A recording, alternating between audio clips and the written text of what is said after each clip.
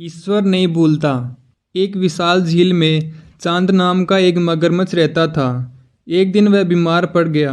उसकी माँ उसे डॉक्टर के पास ले गई। वहाँ उसे मालूम हुआ कि उसके बेटे को ऐसी बीमारी हो गई है जिससे अब वह ज़्यादा दिन जिंदा नहीं रह पाएगा। जैसे जैसे समय बीत रहा था उसे एक ही फिक्र खाए जा रही थी कि चांद सदा के लिए उसे छोड़ जाएगा। वह ईश्वर से प्रार्थना करती कि वह उसके पुत्र को दीर्घ आयु प्रदान करे। एक दिन एक मछली मीना चांद के घर आई। चांद की माँ ने कहा, अंदर आओ। तो मीना बोली, नहीं, पहले तुम मुझसे वादा करो कि तुम मुझे नहीं खाओगी। चांद की माँ दुखी स्वर में बोली, कैसी बातें करती हो? घर आए अतिथि को मैं खाऊंगी भला? मेरा विश्वास करो, अंदर आ जाओ।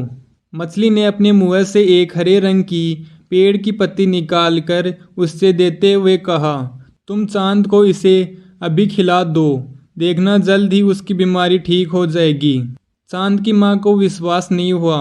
वह बोली, मैं नहीं मानती कि इस पत्ती को खिलाने से मेरे बेटे की जान बच सकती है। मछली ने विश्वास दिलाया, धैर्यपूर्वक ईश्वर पर विश्वास करो। यह कहकर मछली चली गई। चांद की माँ ने वह हरी पत्ती चांद को खिला दी। फिर आसमान की तरफ देखकर बोली, हे ईश्वर, मैंने तुम्हारे भरोसे अपने बेटे को वह पत्ती खिलाई है, अब तुम ही इसकी रक्षा करना। सवेरा हुआ।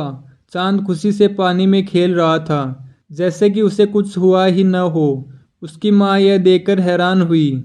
वह समझ गई कि उसके चांद की बीमारी ईश्वर ने सदा के लिए दूर कर दी है। फिर उसने मन ही मन सोचा, इसका मतलब उस मछली को ईश्वर ने भेजा था मेरे बेटे की मदद के लिए। चांद की माँ ने मीना को बहुत ढूंढा, लेकिन इसका कहीं कोई अता पता न मिला। अब तो उसका विश्वास और बढ़ गया। ईश्वर ने माँ की पुकार को सुन लिया।